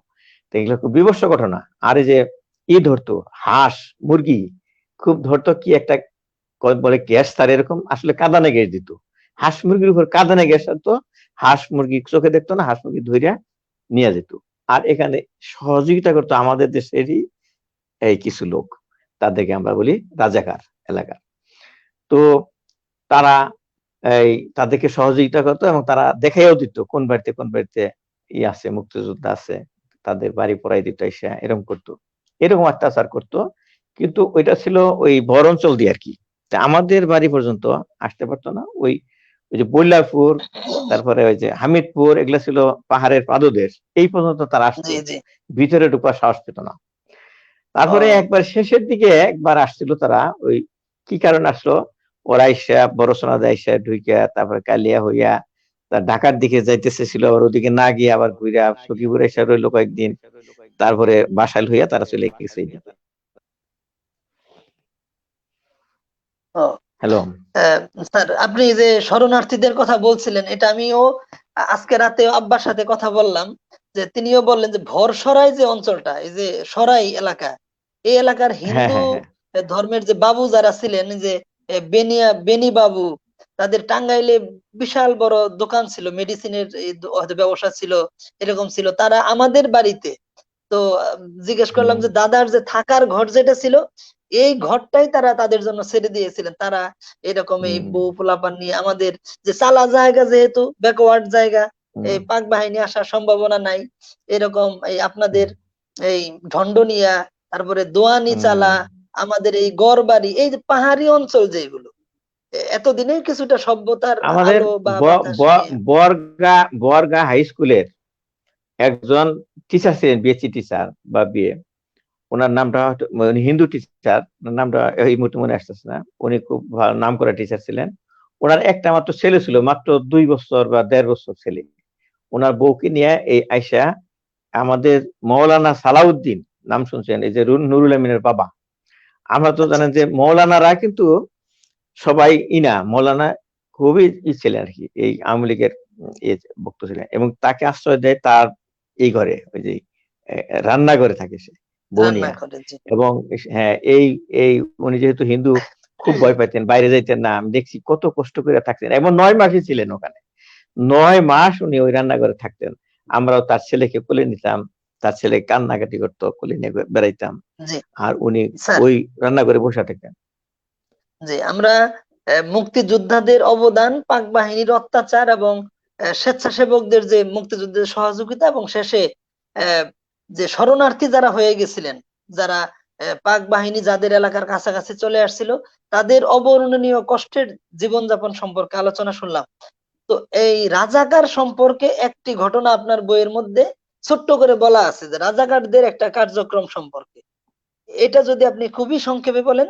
আমাদের সময় ইতিমধ্যেই প্রায় 1 ঘন্টা এটা হয়ে গেছে, আমরা আর খুব বেশি সময় নিতে পারবো না। জি। একটা কথা লিখছি যে আসলে এটা এটা দেখার তো না, শোনা কথা, আমি শুনছি অনেক, শোনা কথা। অনেক ও কিছু তো আচ্ছা আচ্ছা। শোনা গেছি, যে বলছে যে কয়েকজন রাজাকার ওই দেওপাড়া আচ্ছা থেকে তারা আসছিল ওই বল্লারপুর তালুকদার বাড়িতে লুট করতে আর কি, বল্লারপুর তালুকদার বাড়ি লুট করতে আসছিল। তো আচ্ছা। তালুকদার বাড়ি লুট করতে আসলে পরে এটা আবার মুক্তিযোদ্ধাদের কাছে সংবাদ আসছে, গোয়েন্দা সংবাদ, মুক্তিযোদ্ধারা করছে কি, আচ্ছা ওদের আসতে দিছে, কিন্তু ওরা করছে কি, ওই যে শাইল সুদের খাল আছে যে, ওই দিক দিয়ে জি। ওদেরকে পজিশন দিচ্ছে, যাতে ওরা যেন ফিরে না যেতে পারে। তারপরে আচ্ছা যেই ওরা তালুকদার বাড়িতে ঢুকছে, অমনি করছে, আক্রমণ করছে, এটা আমার শোনা গল্প আর কি। তারপরে কয়েকটা ধরছে, তারপরে হয়তো মারছে এরকম। তারপরে 3 দিন পর দেখা গেল, ওই যে ওখানে কিন্তু একটা তাল গাছ ছিল, এই যেখানে বর শুরু হয়েছে আর পাহাড় শুরু হয়েছে, এই মাঝখানে একটা তাল গাছ ছিল। এই তাল গাছটা কিন্তু অনেক দূর থেকে দেখা যেত, সেই মানে বীরবাসিন্দা থেকে দেখা, এত লম্বা তাল গাছ ছিল। ওই তাল গাছের ডালে দেখা যায় এক লোক বসে রয়েছে 3 দিন পর। এটা আলাপ শুনছি আমি। পরে কি হয়েছে, ও, পরে তাকে নামানো হয়, পরে দেখা গেল যে এটা সেই রাজাকার ওই মানে আত্মরক্ষা করার জন্য দ্রুত গতিতে তাল গাছে উঠে পড়ছে, কিন্তু নামতে পারতেছে না। ও, মানে মরার বয়সে তাল গাছে উঠে পড়ছে, তখন তার শক্তি জি ছিল, জি। কিন্তু আসে নামতে পারতেছে না। এটা মুখ মানে হাস্যকর একটা গল্প। এরকম হাস্যকর গল্প আমরা স্বাধীনতার পর অনেক শুনছি। ওরা যে সমস্ত বোকামি করছে এগুলি আমরা অনেক শুনছি, শুনে খুব মজা পাইছি, বলতে মজা লাগছে। আস্তে আস্তে সেগুলো আমরা ও, ভুলে যাচ্ছি, সেই গল্পগুলা। আচ্ছা আচ্ছা। স্যার, মুক্তিযুদ্ধের সময় যেহেতু স্কুল কলেজ সব বন্ধ ছিল, আহ, আপনারা যারা প্রাইমারি হোক আর কলেজ ইউনিভার্সিটিতে হোক, তাদের তো সবাই বেকার ছিলেন, মানে এখন যে এরকম করোনার সময়ে সবাই বাড়িতে বদ্ধ, আপনারা ওই রকম ছিলেন। তো সাধারণ মানুষের জীবনযাপনও তেমন একটা সচ্ছল ছিল না। তারপরে ওই সময় মূলত মানুষের অর্থনৈতিক ব্যাপারটা কিভাবে, মানে হয়তো সরবরাহ হতো মানুষের জীবন ও, জীবিকা। আসলে এক একজন এক এক ভাবে বিজনেস করতো আর কি। যেমন আমার দুলাভাই তো ওই 9 মাসে আমাদের বাড়িতে ছিলেন। উনার বাড়ি তো দেওপাড়ার কাছে ছিল, তার জন্য জি আমার জি বুবুকে নিয়ে এসে পড়ছিল। তো উনি এসে কি করবেন, উনি এসে করলেন কি, এ, ব্যবসা শুরু করলেন। ব্যবসা শুরু করলেন কি, ওই তখন কিন্তু ওই যে বিড়ি বানাইতো পাতা দিয়া, ওটা গাদুল্লার পাতা বলতো আর কি। গাদুল্লা আচ্ছা। নামে গাছ আছে একটা, আর অন্য কোনো নাম আছে কিনা, আমরা গাদুল্লা পাতাই বলতাম। বিড়ি বানানোর পাতা, এটা জঙ্গলে পাওয়া যেত। এটা উনি কিনে প্রসেস করে লোক দিয়ে তারপরে উনি নিয়ে বিক্রি করতেন। এই আবার ইন্টারেস্টিং ব্যাপার, এই পাকিস্তানি বিজনেসম্যানরাই এই দেশে বিজনেস করতো। তারা এই পাতা কিন্তু কাদের সিদ্দিকী তাদেরকে পারমিশন দিছে যে এরা থাকলে আমাদের অর্থনীতি ঠিক থাকে। এরা পাতা কিনে নিয়ে যাচ্ছে, আমাদের লোকেরা পাতা বিক্রি করতেছে। তো এই জন্য অনেকে বুঝতে পারতো না যে এরা পাকিস্তানি মেরে ফেলাই। এরকম অনেকে তাদের গন্ডগোল করার চেষ্টা করছে, কিন্তু কাদের সিদ্দিকী করার নির্দেশ ছিল যে এদের সাথে আমাদের কোনো শত্রুতা নাই, আমাদের শত্রুতা হলো যারা যুদ্ধ করতেছে তাদের সাথে। তো এইরকম একজন ইয়ে ছিল, কচুয়া ছিল 2 জন বা 3 জন, এরা আমরা বলতাম বিহারি। তারা আমাদের কাছে পাতা কিন্তু আমাদের এলাকার সবাই পাতা বিক্রি করতো। তারা বেশি দামটা কেন কিন্তু আমরা জানি না, আসলে বেকাপ্পা বেশি দামটা তারা পাতা কিন্তু। তারপরে এই এই বিজনেসটা আমার দুলাভাই করলেন। তা আমি এই দুলাভাইয়ের সাথে আমি হেল্প করছি, ওই পাতা গোছাইছি, পাতা কিনতে গেছি, করছি, এই কাজটা আমি করছি। কতক্ষণ আর পড়া যায়, একা একা তো আর পড়া যায় না। ঘোরাঘুরি করতাম, না। রেডিও শুনতাম, গান শুনতাম, আর দুলাভাইয়ের সাথে এই হাটে যাইতাম, পাতা বেচা দাঁড়াই থাকতাম, এরকম করতাম। তো আর এটা হলো আমার কাজ। আর অনেকে দেখতাম যারা শহরে থাকতেন, তাদের কিন্তু পয়সা ছিল, তারা পয়সা নিয়ে এসে পড়ছে, তারা কিন্তু ব্যাংকে অনেকে টাকা রাখে নাই, নগদ টাকা নিয়ে আসছে।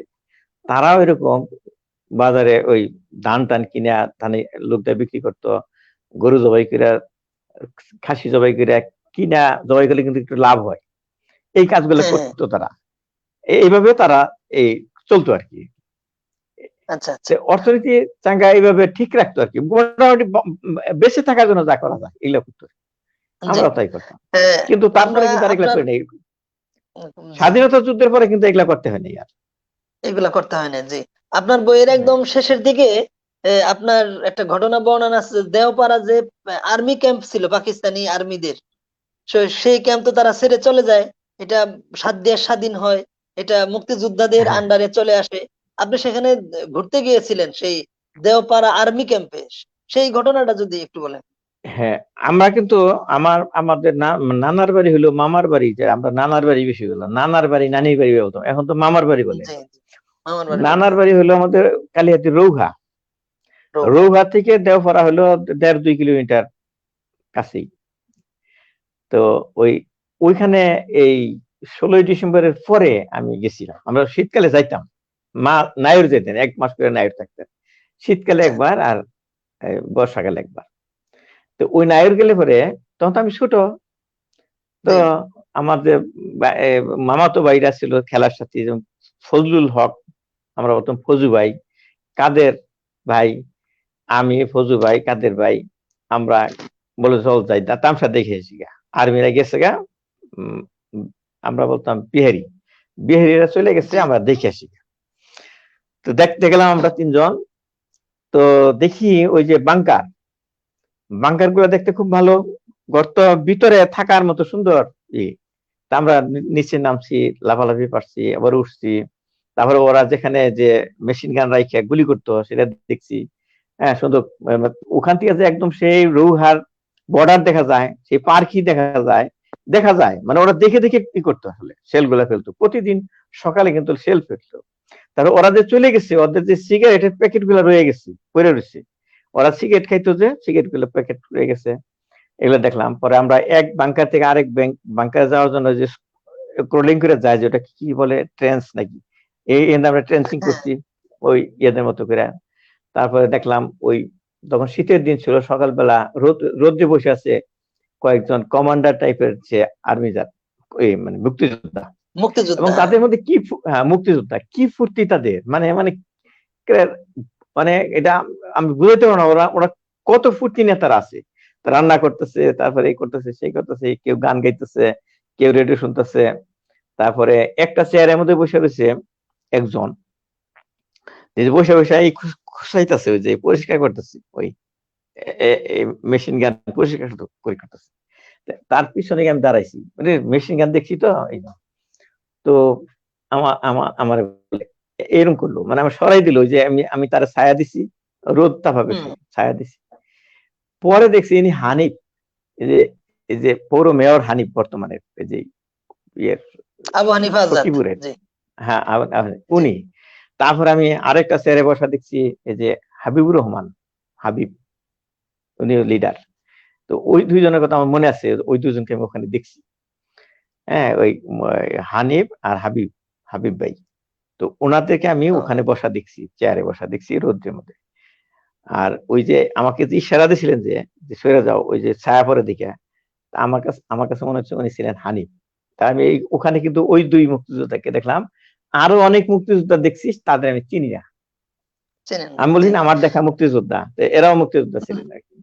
জি, জি, জি। আপনার বইয়ের সর্বশেষ একদম শেষ দিকে একটা ভবিষ্যৎ বাহিনী, একটা বাহিনী গঠনের কথা বলা হয়েছে, যে যাদের নাম দেওয়া হয়েছে কি ভবিষ্যৎ বাহিনী আপনার দেওয়া, নাকি আসলেও আহ, তাদের নাম ছিল এরকম ভবিষ্যৎ বাহিনী? না, তাদের না, সম্পর্কে নাম যদি একটু। ছিলই। না, নাম নাম ছিল। ছিলই না?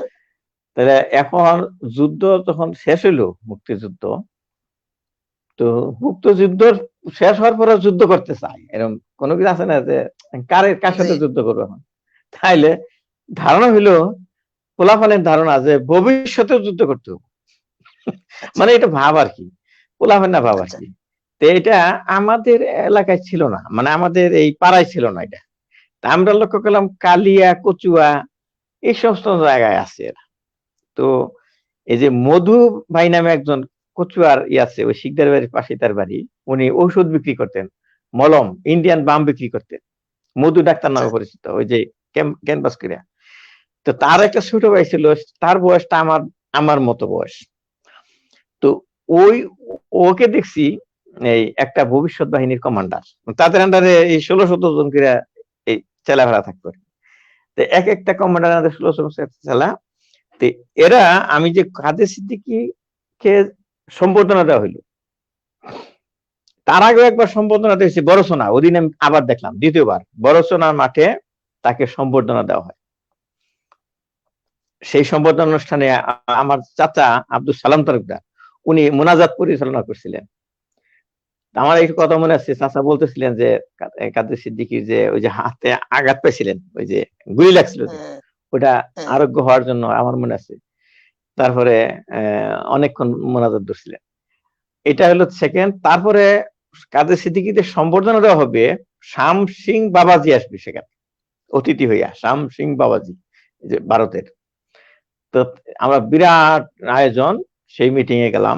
শুনছি যে আহ, কত অনেকগুলা তোরণ নির্মাণ করা হয়েছিল এই সখীপুর থেকে সেই বয়রাতুল পর্যন্ত, এরকম ওদিক দিয়ে আসছেন তো, আচ্ছা, আচ্ছা। তখন বয়রাতুল দিয়ে আসছেন আর কি। তা আমরা গেলাম, দেখি যে এরকম প্রচুর ভবিষ্যৎ বাহিনী, শত বা হাজার এরকম ভবিষ্যৎ বাহিনী। এটা আমি নতুন দেখলাম। তাদের সবার কাঁধে হলো একটা করে রাইফেল। রাইফেল বানাইছে বাঁশ দিয়া, বাঁশের একদিক দিয়ে আচ্ছা, ফাইরা একটু ফাঁকা করছে, ওইটা রাইফেলের পিছনের অংশ দেখা যায়। আর রশিদের টানে ছেড়ে দেয়, টস করে শব্দ করে আর কি। এটা আমার কাছে আচ্ছা। খুব ভালো লাগলো। এবং ওইখানে যে এর সমস্ত কিছু কন্ট্রোল করতেছে ওই ইয়ে মধু। মধু কিন্তু বাহিনী না, কিন্তু ওই ফলাফান কন্ট্রোল রাখতে হবে তো। এবং গোছ গাছ আচ্ছা, দাঁড়াইছে, তারা গার্ড অফ অনার দিতেছে, অনেক কিছু করতেছে, ভালোভাবে ওদেরকে ট্রেনিং দেওয়া হয়েছে। ওরা খুব সময় আগে থেকে করতেছিল। জি এবং শুনলাম এটা সে সারা রাস্তা পর্যন্ত ছিল, এবং কাজী সিদ্দিকী সাহেব আসার সময় প্রত্যেকটা লিডার কমান্ডারের হাতে হাতে 100 টাকা করে নোট দিছে। 100 টাকার নোট মানে কিন্তু এখনকার কয়েক হাজার টাকা, তখনকার। হ্যাঁ, চকচকা টাকা দিছি। তো এটাও একটা মানে ওদের সম্মানের ব্যাপার। কাজে টাকা দিয়ে আসতেছে, লাইম্যানে টাকা দিছে।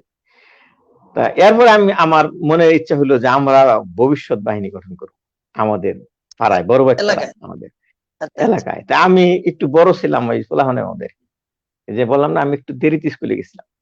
তা জি আমি জি এরকম 1500 জোগাড় করলাম।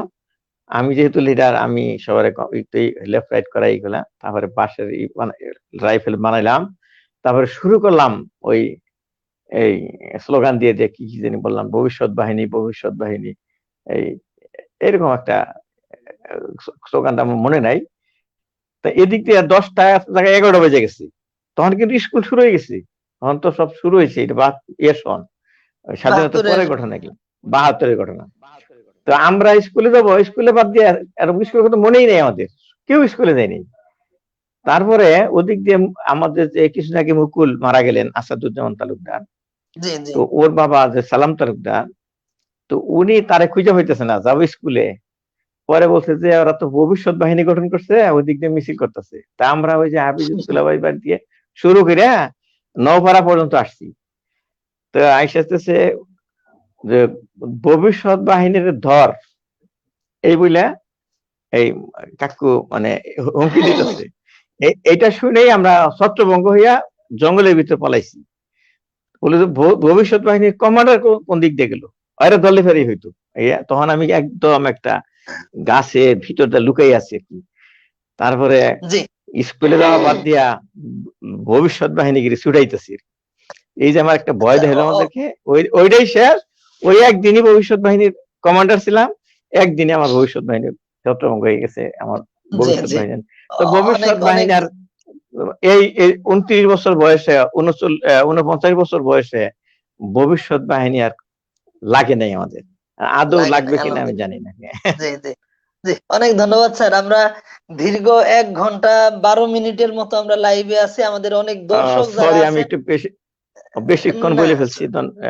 না না না, আমাদের মহান মুক্তিযুদ্ধের আলোচনা, এটা যদি আমরা সারা রাত করি, আপনারা যারা যুদ্ধ দেখেছেন, যারা যুদ্ধ করেছে, তারা যদি কোনো ঘটনাগুলো বলতো, আমরা হয়তো সারা রাত পার করে দিতাম।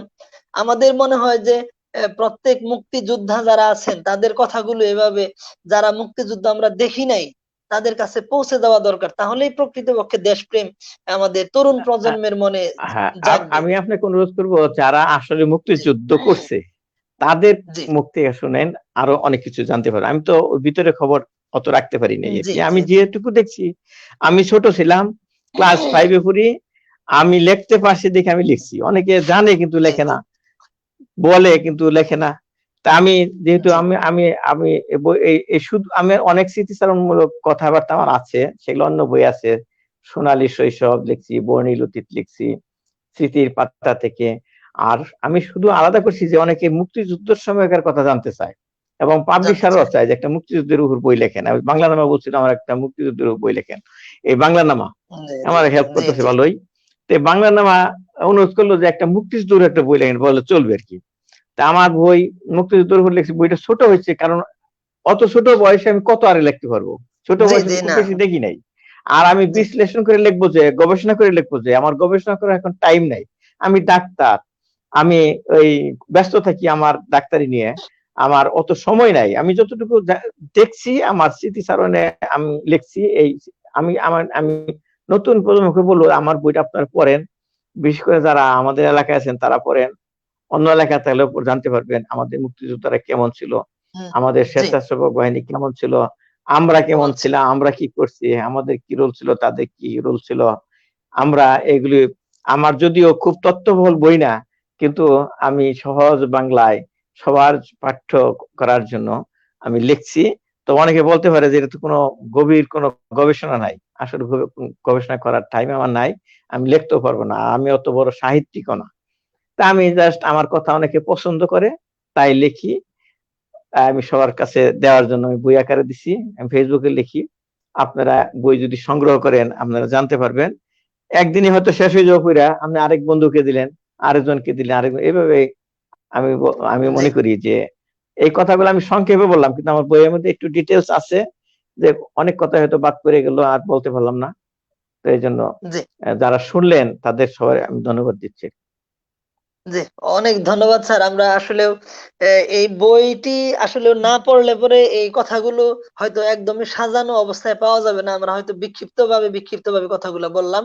আমরা এই প্রজন্মের যারা আছি তাদেরকে অনুরোধ করব যে স্যারের লেখা এই বই এটি পড়লে আমাদের এলাকার মুক্তিযুদ্ধের সময়কার চিত্র এটি আপনার চোখে ভেসে উঠবে, এবং সেই সাথে মহান মুক্তিযুদ্ধের উপরে যে সমস্ত বিখ্যাত লেখকদের বইগুলো রয়েছে সেগুলো পড়বো। মুক্তিযুদ্ধ নির্ভর অনেক প্রামাণ্য চিত্র, অনেক চলচ্চিত্র, এবং সবচাইতে বড় বিষয় হলো যে এখনো আমাদের সখীপুরে অনেক মুক্তিযোদ্ধা তারা জীবিত রয়েছেন। তাদের কাছে গিয়ে আমাদের মুক্তিযুদ্ধের কথাগুলো শুনতে হবে। শুধুমাত্র মুক্তিযুদ্ধ বা চেতনা মুখ আওড়ালে হবে না, প্রকৃতপক্ষে হৃদয়ঙ্গম করতে হবে যে মুক্তিযুদ্ধ করে কেন তারা করলেন, কেন আমাদের দেশ স্বাধীন হলো। সেই স্বাধীনতার প্রকৃত স্বাদ যখন এই দেশের মানুষ ভোগ করবে তখনই আমাদের এই মহান মুক্তিযুদ্ধ আজকের যে বিজয় আর দিবস সেই এই বিজয়টি মুক্তিযুদ্ধের সফল হবে। হ্যাঁ, মুক্তিযুদ্ধের প্রেক্ষাপটটা আমি কিন্তু প্রথম দিকটা বই লিখছি, সেগুলো আমি এখানে বলি নাই। সেটুকু জি বললে জি অনেকে আর একটু জানা, খুব অনেকে বেশি জানতে লিখি নাই, পারবেন। কিন্তু জি অল্প যা লিখছি একটু প্রেক্ষাপটটা আমি, মুক্তিযুদ্ধের প্রেক্ষাপটটা আমি প্রথম দিক দিয়ে বলে নিছি। জি আর অনেক তাহলে যে কোনো লাইভ এই বই সম্বন্ধে কথা বললে আমি দেখছি পরে জানতে চায় যে বইটা পাবো কই। আমি যেটা বললাম যে আচ্ছা আমার জানি যে পরে হয়তো জিজ্ঞেস করবেন, আমি আগে বলে দিচ্ছি এই বইটা কিন্তু কয়েকটা জায়গায় পাওয়া যায়, লাইব্রেরিতে পাওয়া যায়। তো লাইব্রেরি তো হাজার হাজার লাইব্রেরি আছে, কোথায় খুঁজবেন? তো তারপর না পান তাহলে অনলাইনে পাওয়া যায়, আপনি মোবাইল থেকে সার্চ দেন, এই লিখে আমার নাম লিখে সাদিকুল লিখে সার্চ দিলে আসবে, এই বইয়ের নাম দেখে লিখতে, এটা হলো আপনার দারাজ.com দারাজ.com পাওয়া যায়। আর daraz.com.bd এখানে পাওয়া যায়। আর একটা আছে রকমারি.com পাওয়া যাবে। আর আমার কাছে ব্যক্তিগতভাবে যোগাযোগ করলে আমি বই পাঠাই দিই, যে চাই আমি পাঠাই দিই। জি এটা একটু জি জানাইলেই হলো, আমি তাকে বই কুরিয়ারে করে পাঠিয়ে দিই। অনেক ধন্যবাদ স্যার। আমাদের আজকে লাইভ থেকে যারা আপনার এই কথাগুলো মানে অল্প অল্প শুনলো তাদের মনে অবশ্যই এই বইটি পড়ার আগ্রহ তৈরি হবে। সর্বোপরি মহান মুক্তিযুদ্ধের প্রতি আমাদের আগ্রহ এবং মুক্তিযুদ্ধের চেতনাকে লালন করে আমরা আমাদের দেশকে বঙ্গবন্ধুর সোনার বাংলাদেশ এবং আহ, সুন্দর একটি আগামী দিনের সুন্দর বাংলাদেশ গড়ার প্রত্যয় নিয়ে আজকে আমাদের লাইভ এখানে শেষ করব। যারা আমাদের সাথে ছিলেন, আমাদের আজকের যিনি অতিথি ছিলেন ডাক্তার সাদেকুল ইসলাম তালুকদার স্যার, আপনাকে সহ আমাদের সাথে লাইভে যারা ছিলেন এবং ভবিষ্যতে যারা আমাদের এই লাইভটি ফেসবুক গ্রুপ 50 মিনিট লাইভ এবং ইউটিউবে 50 মিনিট লাইভ উইথ এনামুল, এখান থেকে আপনারা দেখতে পারবেন। যারা দেখবেন তাদের সবাইকে অগ্রিম ধন্যবাদ জানিয়ে আজকের মতো লাইভ এখানে শেষ করছি। অনেক ধন্যবাদ। আল্লাহ হাফেজ। আল্লাহ হাফিজ, আপনাকে অনেক ধন্যবাদ।